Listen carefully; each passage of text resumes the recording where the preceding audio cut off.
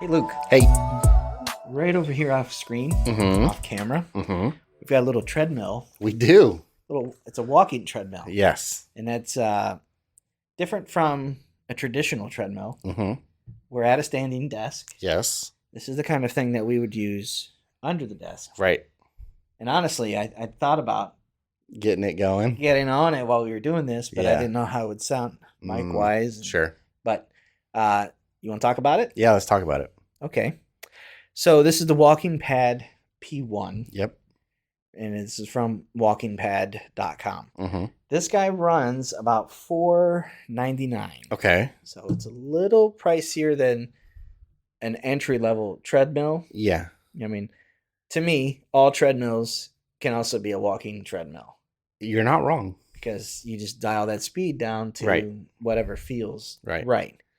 However, traditional treadmills have this whole business of arms and things that kind of Sure. sit up and get in the way. Yep.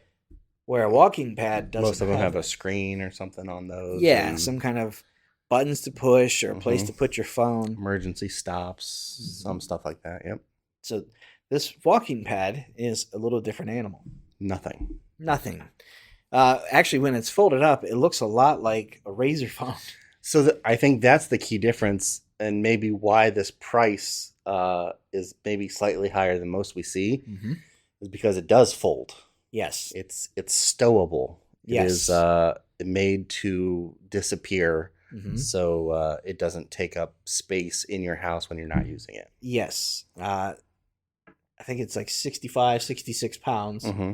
Folds in half, and there are some wheels built into it so Yep. that you can quite literally drag this thing into the closet. Yep. Or tuck it under a couch. Yeah.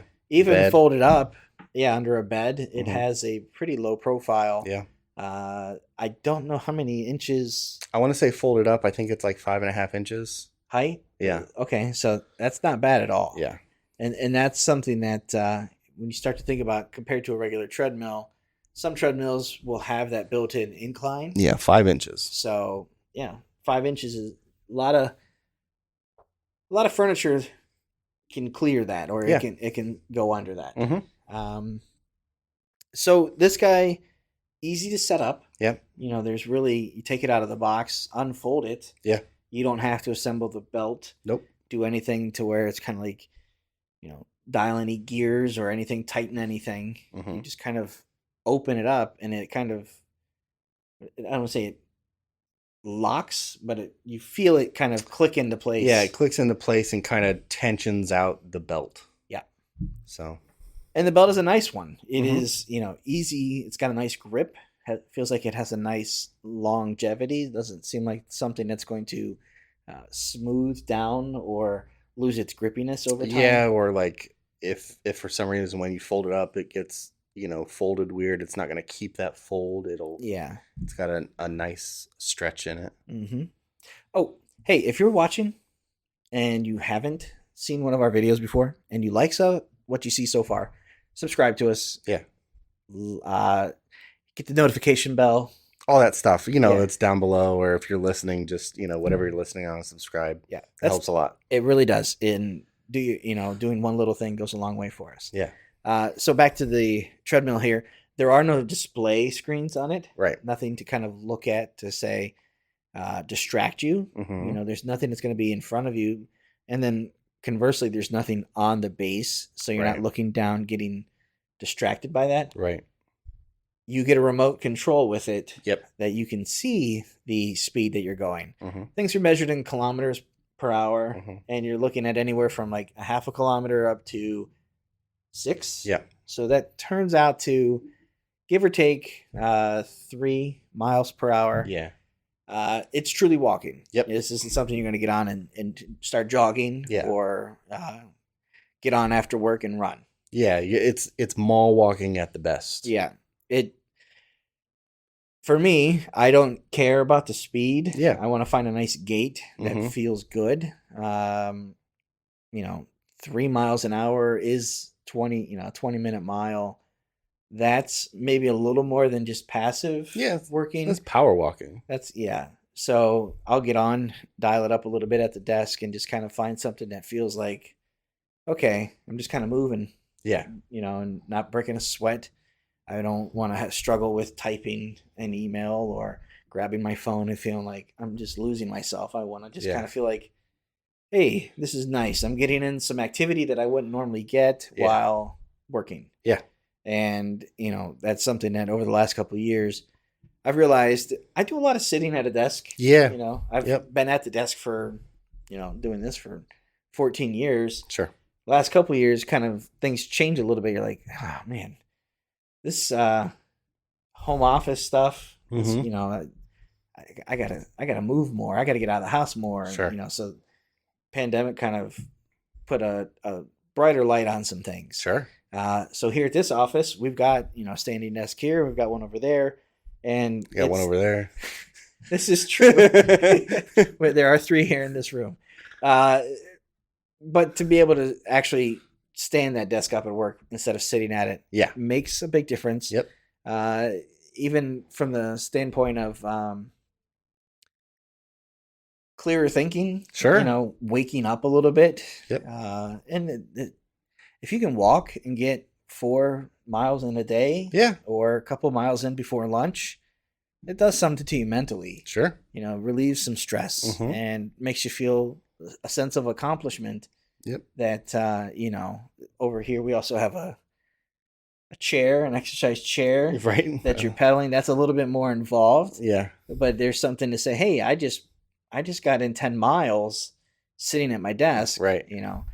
But these are all things that people, I think, are looking at their work situations a little differently. Sure. And in many office environments, standing desks are starting to become more commonplace, if not the norm. Yep. A desk that will rise. So if that's something that you have or are considering, a walking pad could be really cool thing to have, add to your office setup. And the P1 works very well. Mm-hmm. There's not a lot to it. There's no screen, like you said, but it has the folding, so it can be stowed, and it goes fast enough that you actually feel like you can feel like you're getting a little bit of a workout. Maybe if I had to think of something that I wish was a little bit different is capacity. Max capacity on this one is 220 pounds, 100 kilograms, which I think is a little light, possibly. Sure. But especially for walking, because it's not a high impact. Right. Where if it was running, I could get like the weight. Right. So we've seen other treadmills, routinely 250, 300 pound right. support. And I think this probably has to do with the design for making it foldable, probably. And as thin as it is. And it's very small. And one other thing, just to kind of point out, there is an app that works with this. I haven't messed with the app. As far as what I've read of looking at the app, the feedback, it doesn't seem to be overwhelmingly positive. Sure. But I've been more than happy with the remote and walking, set the speed, and not having to worry about it.